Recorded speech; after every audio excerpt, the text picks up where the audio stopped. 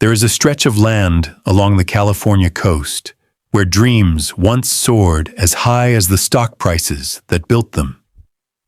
Here, nestled among the rolling hills of Woodside, the oak-lined streets of Atherton, and the exclusive enclaves of Palo Alto, stand some of the most magnificent private residences ever constructed on American soil. These are not the estates of old railroad barons or banking dynasties. These are the mega-mansions of Silicon Valley, monuments to a new kind of wealth, one built on code instead of coal, on disruption instead of tradition. But behind the iron gates and manicured hedges, many of these homes carry stories far darker than their gleaming facades suggest. Stories of ambition that soared too close to the sun. Stories of founders who promised to change the world and instead found themselves in courtrooms, their fortunes crumbling, their reputations destroyed. This is the tale of Silicon Valley's forgotten mega-mansions, the estates of the disgraced, the fallen, and the forgotten. These homes still stand, silent witnesses to the spectacular rise and devastating fall of some of the tech industry's most notorious figures. The promise of a new aristocracy. In the early 2000s, something extraordinary was happening in the valleys south of San Francisco. A new class of billionaire was being minted faster than at any time in human history. These were not gray-haired executives who had climbed corporate ladders for decades. They were young, bold, and utterly convinced that they were changing the world. And so they built. They built mansions that rivaled European palaces, constructed compounds with private vineyards and underground bunkers. The message was clear. We are the new aristocracy, but castles, as history teaches us, can become prisons.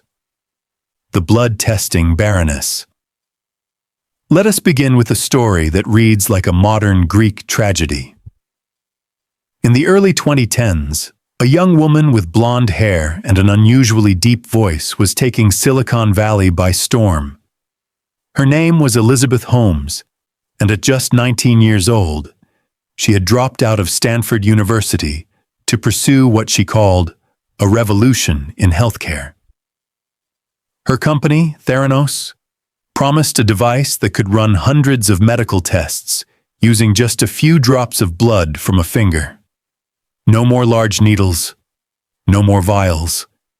Just a tiny pinprick, and the secrets of your body would be revealed. Investors were entranced. The board she assembled read like a who's who of American power. Henry Kissinger, George Shultz, James Mattis.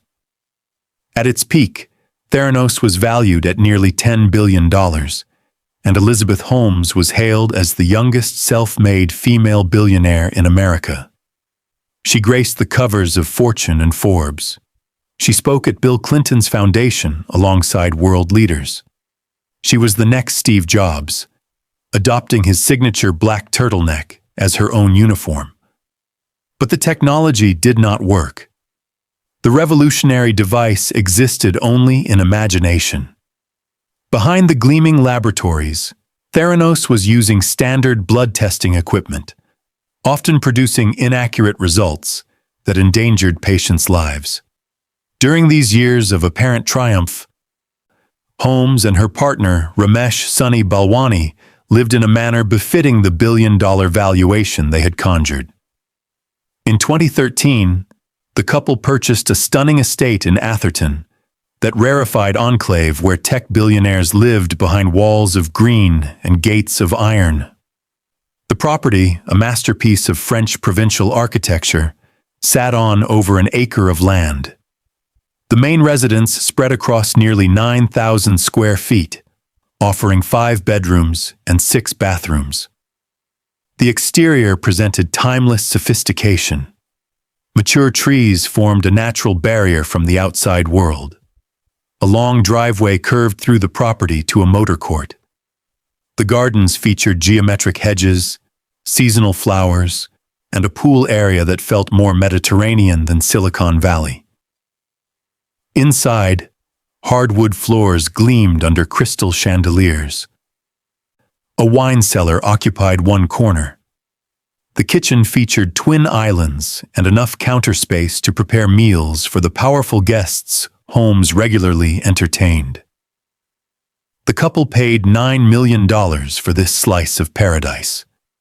They would spend millions more keeping up appearances, even as their company hemorrhaged cash. When the investigations began, the Atherton estate became a symbol of everything that had gone wrong. It was eventually sold in 2022 for nearly $16 million. But the Atherton mansion was not Holmes's last taste of luxury. During her criminal trial in 2021, she and her new partner William "Billy" Evans found refuge at Green Gables, a 74-acre estate in Woodside, listed for $135 million. The estate dated back to the early 20th century, built by San Francisco banker Mortimer Fleischhacker. Over the decades, it had hosted European royalty, United States senators, and titans of industry. The main house, a 10,000-square-foot arts and crafts mansion, offered 9 bedrooms. 6 additional homes dotted the grounds. 3 swimming pools sparkled in the California sun. A Roman pool, inspired by classical baths, provided elegant entertainment space. Tennis courts, orchards, and vegetable gardens spread across the acreage. Holmes stayed in one of the smaller homes while the trial proceeded. Each day she would leave this paradise and face charges that would result in her conviction. In January 2022, a jury found her guilty on 4 counts of defrauding investors. She was sentenced to more than 11 years in federal prison. The profit of the gig economy. If Elizabeth Holmes represented the hubris of the healthcare disruptor, then Travis Kalanick embodied the aggressive spirit of the gig economy revolution. As co-founder and chief executive officer of Uber, Kalanick had transformed transportation worldwide, building a company valued at nearly $70 billion. His philosophy was simple and brutal. Ask for forgiveness, not permission. Move fast and break things. His company crushed taxi industries around the globe, faced down regulators on multiple continents, and changed the way millions of people moved through cities. But Kalanick's aggressive approach extended beyond business strategy. Under his leadership, Uber became synonymous with a toxic workplace culture. Reports emerged of widespread sexual harassment. The company's human resources department was accused of ignoring complaints. A blog post by a former engineer detailed a systematic pattern of discrimination and cover-ups. The board finally had enough. In June of 2017, Kalanick was pushed out of the company he had built. Yet unlike Holmes, Kalanick did not face prison. He walked away with billions of dollars and an appetite for luxury real estate that rivaled his appetite for disruption. His collection of properties tells the story of a man who, even in disgrace, continued to live like royalty. The crown jewel of Kalanick's real estate empire sits in the heart of Bel Air, that fabled neighborhood where Hollywood royalty and tech titans live side by side behind gates and guards. The Bellagio estate, as it is known, sprawls across nearly 2 acres of some of the most valuable land in Los Angeles. Kalanick purchased this monument to excess for $43 million in April of 2020, making it the largest home sale in Los Angeles County during the early months of the pandemic. The house itself is a masterpiece of Spanish colonial revival architecture, originally built in 1931 by the legendary architect Paul Williams.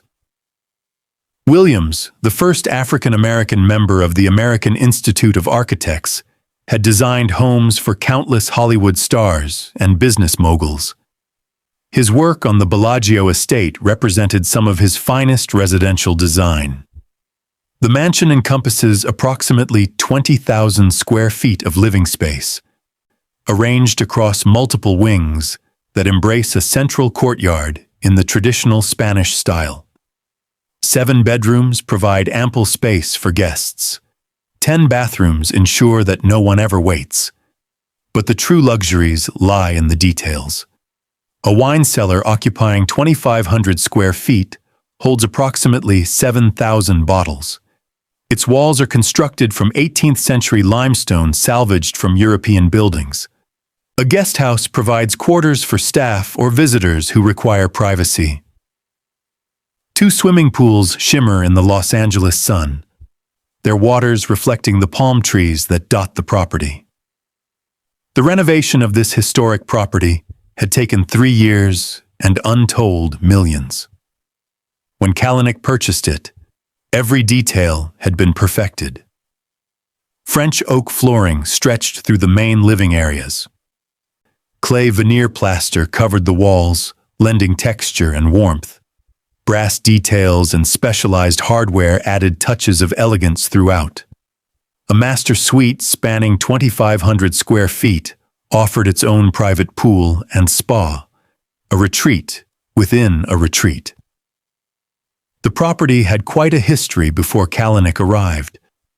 From the 1970s until 2005, it had been owned by Georgia Frontier, the colorful owner of the Los Angeles Rams football team. Her presence had filled the rooms with NFL legends and Hollywood celebrities. Now a different kind of mogul walked its halls, one whose empire had been built on smartphones and software rather than touchdowns and tackles. But the Bel Air mansion was not Kalanick's only indulgence. In 2018, before his ouster from Uber had even fully processed, he had purchased a penthouse in Manhattan's Soho neighborhood for $36.5 million. The building at 565 Broome Street had been designed by Renzo Piano, the Italian architect whose previous projects included the Whitney Museum of American Art and the New York Times building. This was not merely an apartment building, it was a statement. Kalanick's penthouse occupied the top 2 floors of the 30-story tower, offering views that stretched from the Hudson River to the East River, from the Statue of Liberty to the Empire State Building. The duplex encompassed nearly 7,000 square feet of interior space, with an additional 3,400 square feet of outdoor terraces. 4 bedrooms, 4.5 bathrooms, and 16-foot ceilings created a sense of space that rivaled many freestanding homes. But the true luxury was the roof. Here, Kalanick had access to a heated private pool, an outdoor kitchen, and terraces that made the entire Manhattan skyline feel like his personal backyard. The contrast was stark.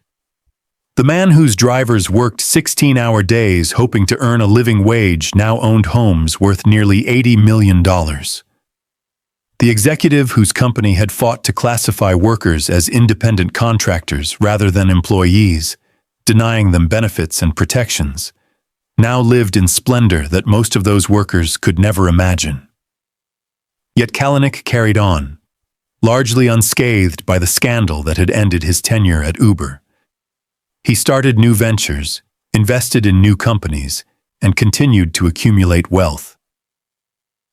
The mansions stood as monuments to a simple truth.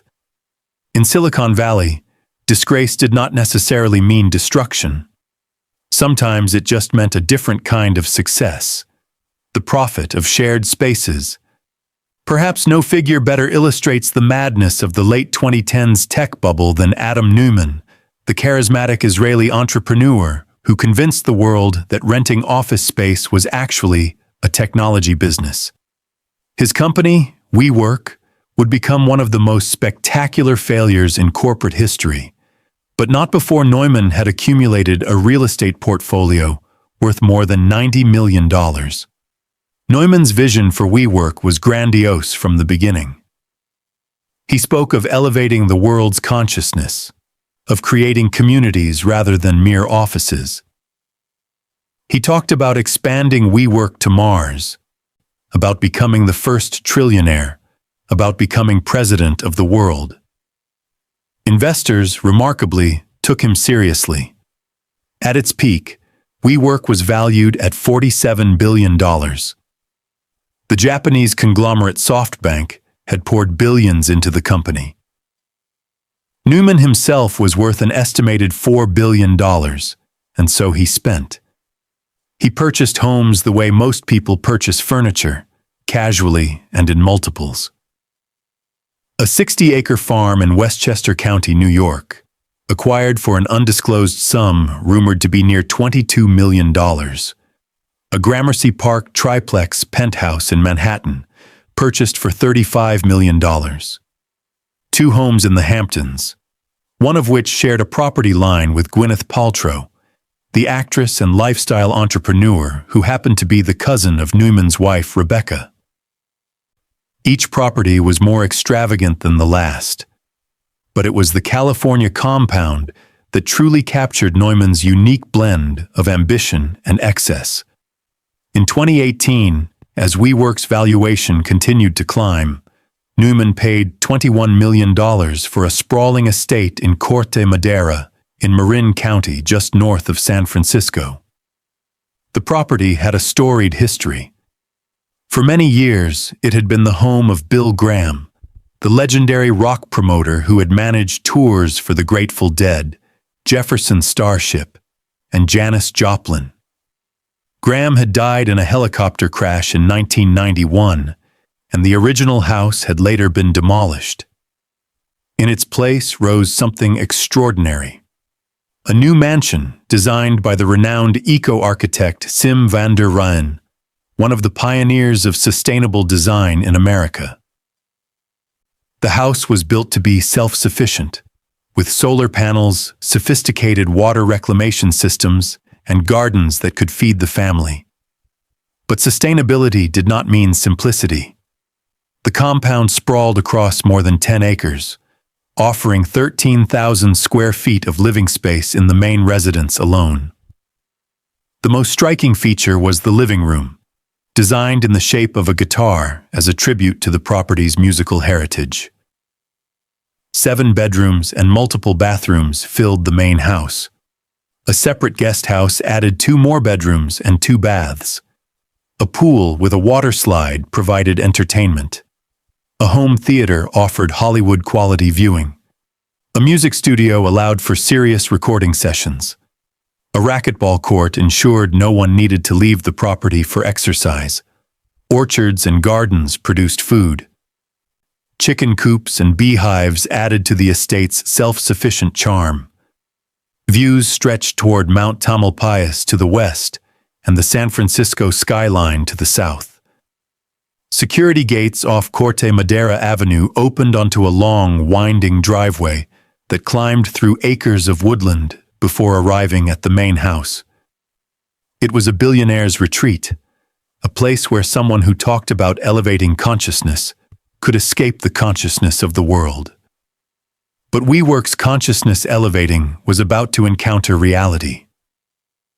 In August of 2019, the company filed paperwork for an initial public offering. Investors examined the documents with growing alarm. They discovered a company burning through hundreds of millions of dollars each month. They found that Neumann had personally made millions by purchasing buildings and then leasing them back to his own company. They learned that he had trademarked the word "we" and then sold the trademark to his own company for nearly $6 million. The valuation began to collapse. $47 billion became $20 billion, became $10 billion, became perhaps nothing at all. In September of 2019, Neumann was forced out. But unlike most disgraced founders, he did not leave empty-handed. SoftBank, desperate to prevent a complete collapse, offered him a golden parachute that would eventually total nearly $1 billion. He received a $245 million stock award, $200 million in cash, and the refinancing of a $432 million loan. Neumann used this money, in part, to continue his real estate empire. In 2021, he purchased a $43 million estate in Bal Harbour, Florida, joining the migration of tech billionaires to the Sunshine State. The property included a 12,000-square-foot mansion under construction and an adjacent undeveloped lot, totaling over an acre of waterfront land in one of Miami's most exclusive neighborhoods. Meanwhile, back in California, the Corte Madera compound went on the market. Listed initially for $27.5 million, the price was cut repeatedly as buyers failed to materialize. In 2021, it finally sold for $22.4 million, a loss of nearly $5 million from what Neumann had paid just 3 years earlier. But for a man with nearly $1 billion in his pocket, such losses were merely rounding errors. Today, WeWork has emerged from bankruptcy, a shadow of its former self. The vision of changing how the world works has given way to the reality of simply trying to survive.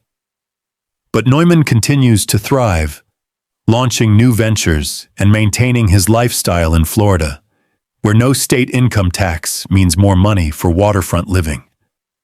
The Crypto King's Caribbean Castle. Of all the disgraced tech founders, none fell further or faster than Sam Bankman-Fried. The curly-haired cryptocurrency wunderkind had built FTX into the second-largest crypto exchange in the world, amassing a personal fortune estimated at $26 billion. He had convinced the world that he was different from other billionaires. He practiced effective altruism, pledging to give away most of his wealth. He lived simply, sleeping on a beanbag in the office, wearing shorts and t-shirts to meetings with senators. He was, or so he claimed, not really a consumer at all. But the reality told a different story. In 2021, as FTX's valuation soared, Bankman-Fried moved his operation from Hong Kong to the Bahamas, settling into a lifestyle that made a mockery of his supposed austerity. The centerpiece of this lifestyle was a penthouse in the Albany, Bahamas, an ultra-exclusive resort community partially owned by Tiger Woods and Justin Timberlake. The complex occupied a stunning location on the coast of New Providence Island, offering white sand beaches, a championship golf course designed by Ernie Els, a mega yacht marina, and exclusive restaurants that were closed to the general public. Bankman-Fried's penthouse sat atop the Orchid Building, a gleaming residential tower overlooking the marina. The apartment encompassed approximately 12,000 square feet, spread across 5 bedrooms and 6 bathrooms. Its price tag was estimated at $30 to $40 million. Floor-to-ceiling windows offered panoramic views of the Caribbean Sea. A wraparound terrace provided outdoor space for entertaining. A private pool and hot tub allowed for relaxation without ever leaving home. Italian marble covered the floors. A grand piano sat in the living room, an instrument that seemed oddly out of place given the beanbags and computer monitors that filled the rest of the space. For someone who claimed not to be much of a consumer, Bankman-Fried had assembled quite a kingdom. He shared the penthouse with 9 other FTX and Alameda Research employees, including his on-again, off-again girlfriend, Carolyn Ellison, who ran the hedge fund that would prove central to FTX's downfall. They worked and lived together, the line between office and home completely erased, sleeping in shifts and making decisions worth billions of dollars while lounging on uncomfortable furniture. But the penthouse was merely the tip of the iceberg. FTX and its executives purchased at least 19 properties across New Providence Island, spending over $120 million on real estate.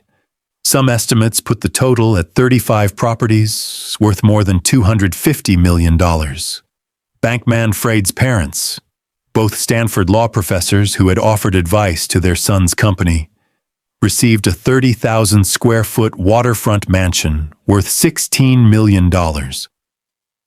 A gift from an FTX trading bank account. The money for all of this, it would later emerge, came largely from customer deposits.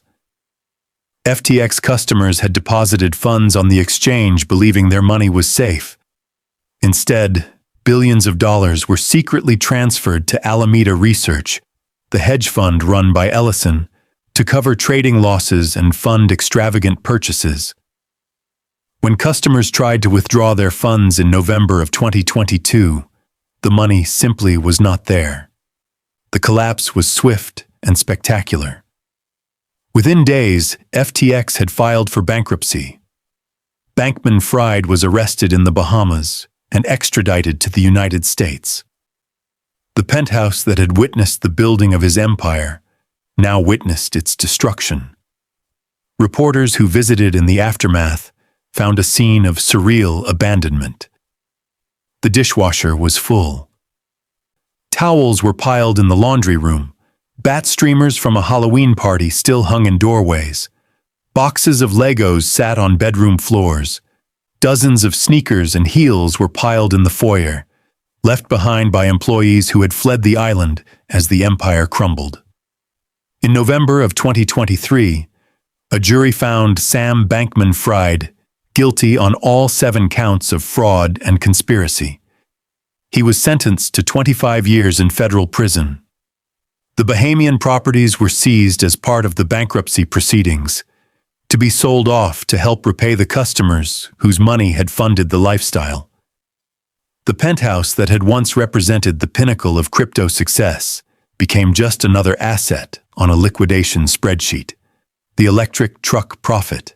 In the rolling hills of Utah, far from the glass towers of Silicon Valley, another fallen tech prophet had built his own monument to ambition.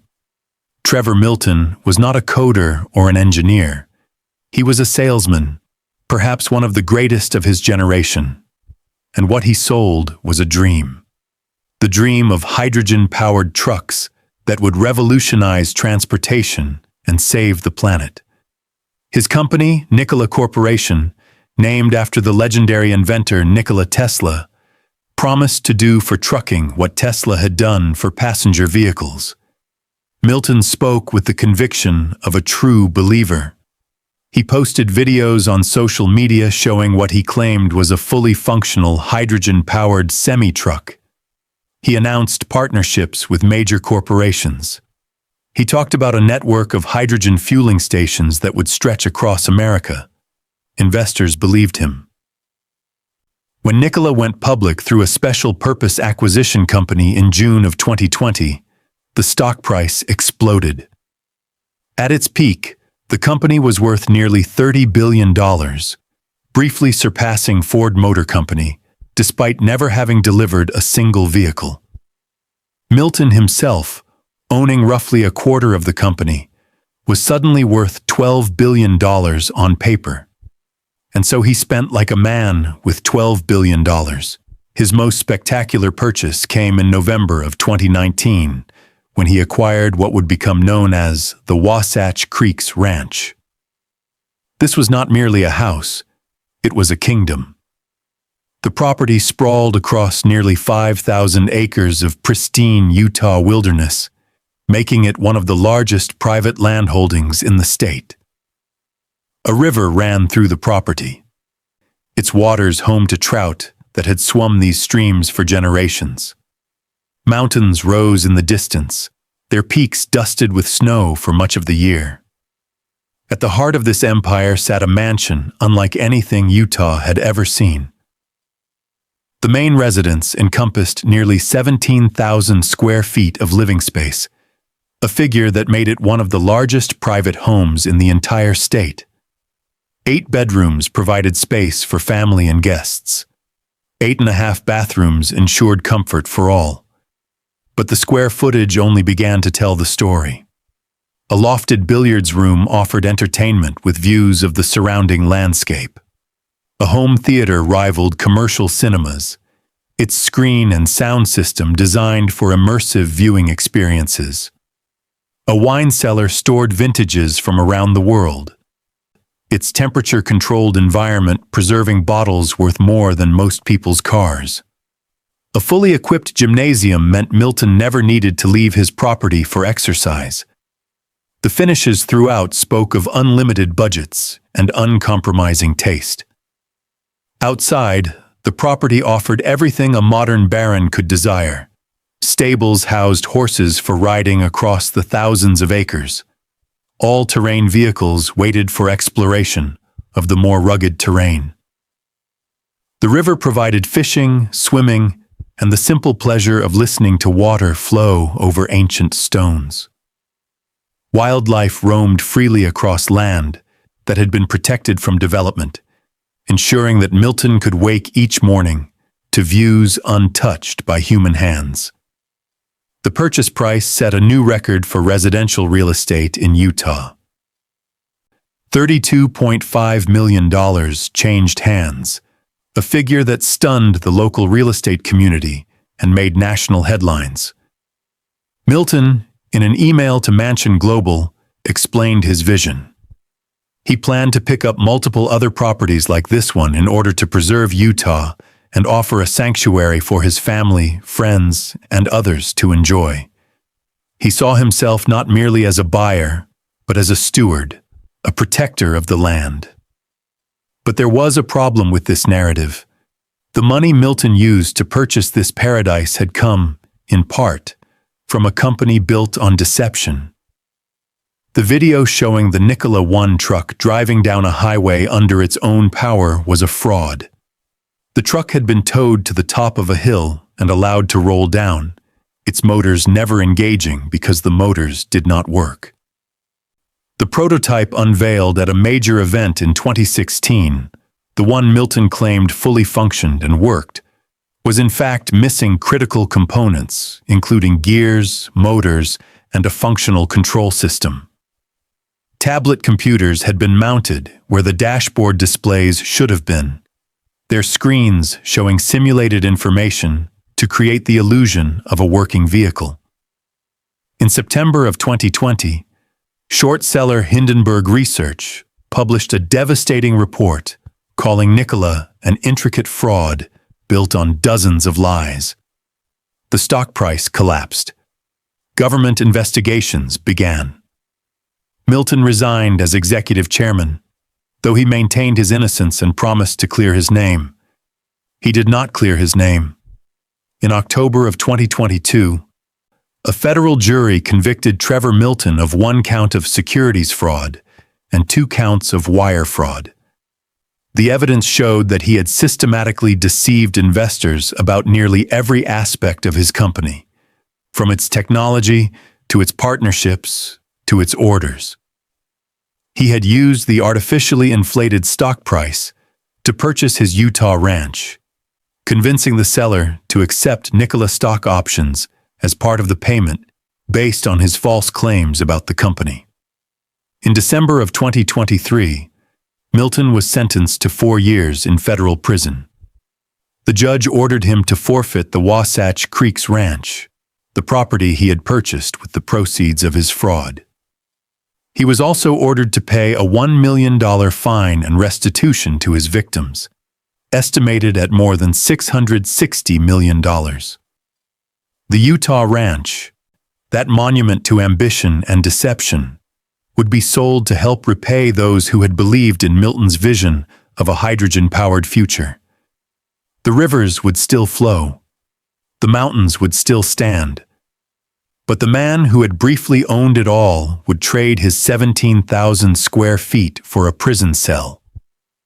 In a twist that seemed to defy the very concept of justice, Milton received a full pardon from President Donald Trump in March of 2025, just months before he was scheduled to report to prison. He and his wife had donated more than $1.8 million to Trump's presidential campaign the previous fall. As a result of the pardon, Milton would not need to compensate the Nikola shareholders who had lost tens of millions of dollars believing his lies. The patterns of excess. As we survey these fallen estates, certain patterns emerge. Each of these founders shared a remarkable ability to convince others of their vision. Holmes persuaded some of the most powerful people in America that she had revolutionized blood testing. Kalanick convinced the world that a taxi app was worth $70 billion. Neumann sold the idea that renting desks was a technology company worth nearly $50 billion.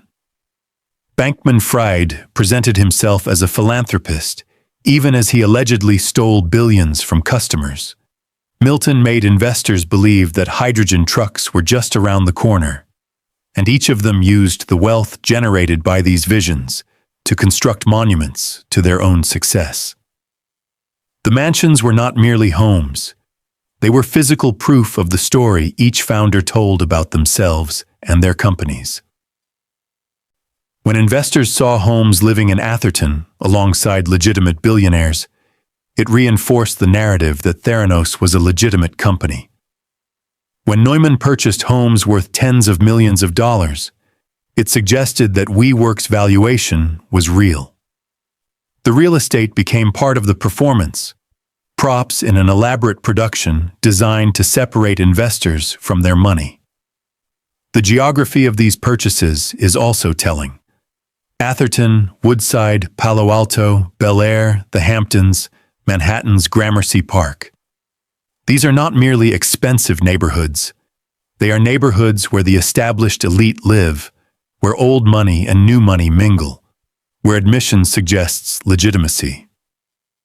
By purchasing property in these enclaves, the disgraced founders were attempting to buy something that cannot actually be purchased: acceptance into an establishment that had taken generations to build. The architecture of hubris. The homes themselves tell stories of ambition unchecked by wisdom. Consider the scale. 20,000 square feet for Travis Kalanick, a man who, as of this telling, remains unmarried with no children. 17,000 square feet for Trevor Milton. 12,000 square feet for Sam Bankman-Fried's penthouse, shared with 9 roommates as if they were college students, despite their collective wealth of billions. These are not homes designed for living. They are homes designed for impressing, for hosting, for displaying the trappings of success to those who might otherwise question whether that success is real. Every wine cellar stocked with $1,000 bottles, every home theater with commercial-grade equipment, every infinity pool overlooking a manicured landscape served the same purpose. They said, "Look at what I have built. Look at what I have earned. Believe in me." The irony is that the very excess that was meant to inspire confidence often contributed to the downfall. When WeWork filed for its initial public offering, investors discovered that Adam Neumann had been leasing buildings he personally owned to his own company, enriching himself at shareholder expense. The multiple homes, the private jets, the various self-dealing transactions all suggested a founder more interested in extracting wealth than building value. The IPO collapsed, and Neumann was forced out.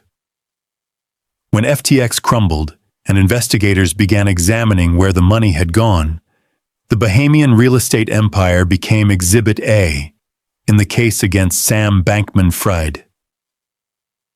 The penthouse, the properties purchased for family members, the hundreds of millions spent on real estate while customer funds vanished, all pointed to a systematic misappropriation of funds.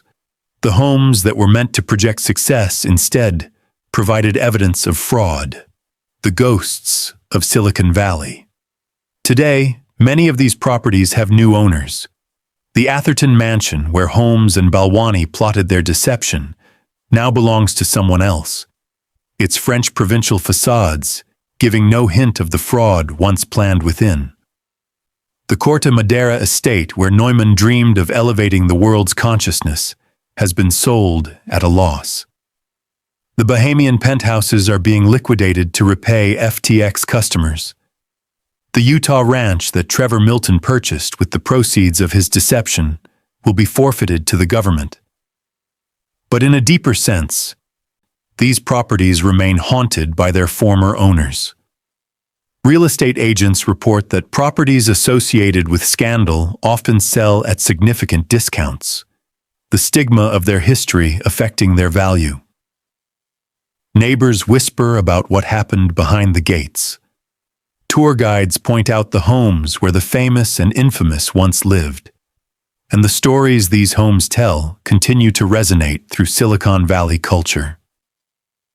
Young founders still dream of the mansion on the hill, the physical proof that they have made it. Venture capitalists still judge companies in part by the lifestyle of their founders, looking for signs of either dangerous excess or reassuring success.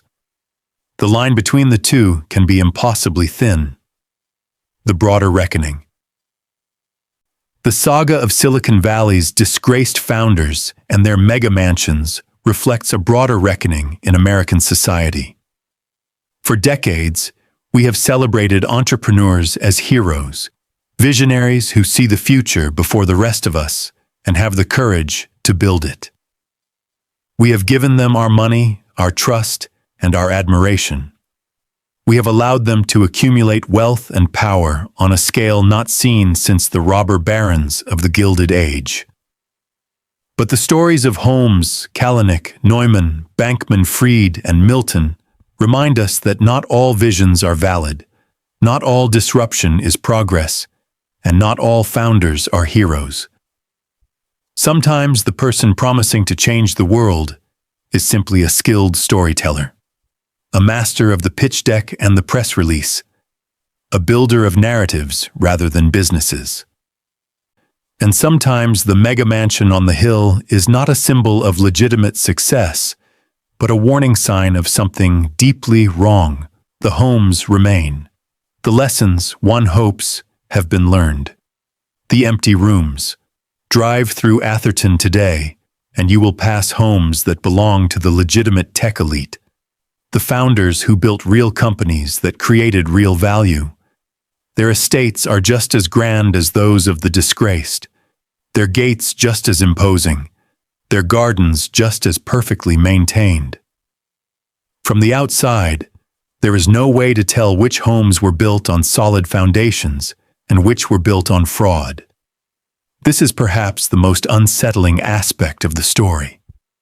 The machinery of Silicon Valley's success, the venture capitalists and investment bankers, the lawyers and accountants, the public relations firms and business journalists, all of it functions the same whether the underlying company is real or not.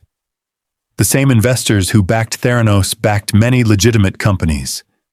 The same banks that lent money to Adam Neumann lend money to founders who are building genuine businesses. The same media outlets that celebrated Elizabeth Holmes celebrate founders who are actually changing the world. The system cannot easily distinguish between vision and delusion, between confidence and fraud, between the next Steve Jobs and the next Elizabeth Holmes.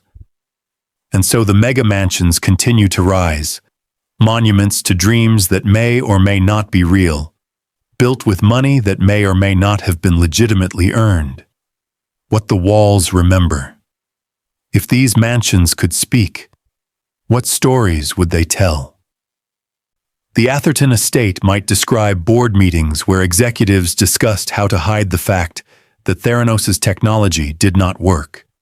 It might recall dinner parties where Holmes charmed investors with her deep voice and piercing gaze, convincing them to pour more millions into a company built on lies. The Bel Air mansion might speak of its previous owner, Georgia Frontier, and the NFL legends who once walked its halls. It might note the irony of its current owner, a man who disrupted an entire industry by treating workers as disposable resources, now enjoying the fruits of that disruption in 20,000 square feet of Spanish colonial luxury. The Corte Madera compound might remember the music that once filled its guitar-shaped room when Bill Graham owned the property. the rock legends who gathered there to plan tours that would become legendary. It might contrast those memories with the more recent history, a founder who spoke of consciousness while building a company that burned through billions with nothing to show for it. The Bahamian penthouse might describe the chaos of its final days, the employees fleeing as the empire collapsed, the shoes left behind in the foyer, the Halloween decorations still hanging as the FBI began its investigation. It might note the strange disconnect between the luxury of its finishes and the beanbags scattered across the floor, the grand piano that no one ever played sitting beside the monitors where billions were lost. And the Utah ranch might speak of the river that continues to flow regardless of who owns the land, the trout that do not care about stock prices or fraud convictions, the mountains that have watched empires rise and fall for millions of years and will continue to stand long after the last mansion has crumbled to dust. The view from the valley floor. Below these hilltop estates, in the apartments and modest homes of the valley floor, live the people who actually built these companies. The engineers who wrote the code. The drivers who transported the passengers. The office workers who filled the WeWork desks. The customers who trusted their blood to Theranos or their money to FTX.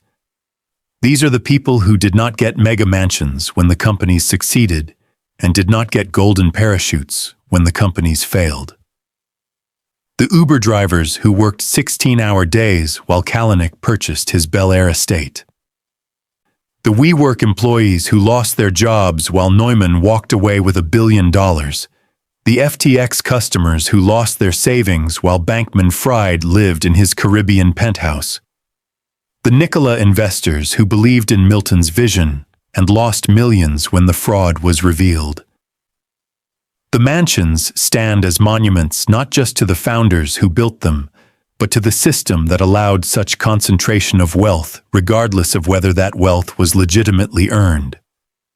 They represent a fundamental asymmetry in the risks and rewards of the startup economy, an asymmetry that benefits founders even when they fail spectacularly and sometimes criminally. The eternal question. As we conclude our tour of these forgotten mega mansions, one question remains. What drives someone to risk everything, including their freedom, for the chance to live in such splendor? Is it greed, pure and simple?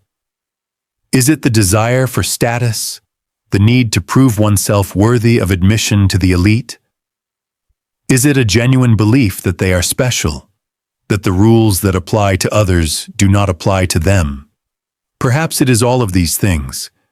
Perhaps the mega mansion represents something primal in the human psyche, a need to build monuments to ourselves, to leave something behind that says we were here and we mattered. The pharaohs built pyramids. The medieval lords built castles. The robber barons built mansions on Fifth Avenue. And the tech founders of the 21st century build compounds in Atherton and penthouses in Manhattan. The difference is that the pharaohs and the robber barons, for all their faults, were generally building on foundations of real achievement. They may have exploited workers and bent rules, but they also built actual pyramids and actual railroads and actual industries. Some of the disgraced tech founders we have discussed built nothing but stories, elaborate fictions designed to separate investors from their money, long enough to purchase the trappings of success. In the end, the mega mansions remain as monuments to both human ambition and human folly. They remind us that the line between visionary and fraud can be dangerously thin, that the trappings of success can be purchased before success itself is achieved, and that the higher the mansion on the hill, the further there is to fall. The final view. Stand on the hills above Silicon Valley on a clear evening, and you can see the lights of 1,000 homes glittering below. Some of those lights shine from the estates of the legitimately wealthy, founders who built real companies and created real value. Others shine from the homes of the ordinary, the engineers and teachers and nurses who keep the valley running. And some, perhaps, shine from properties with histories darker than their neighbors will ever know. The tech industry will continue to produce billionaires, some deserving and some not. Mega mansions will continue to rise on the hilltops, monuments to dreams both real and fraudulent. Founders will continue to tell stories of how they plan to change the world, and investors will continue to give them billions of dollars to try. Some of those stories will turn out to be true. New companies will be built that genuinely transform how we live, work, and communicate.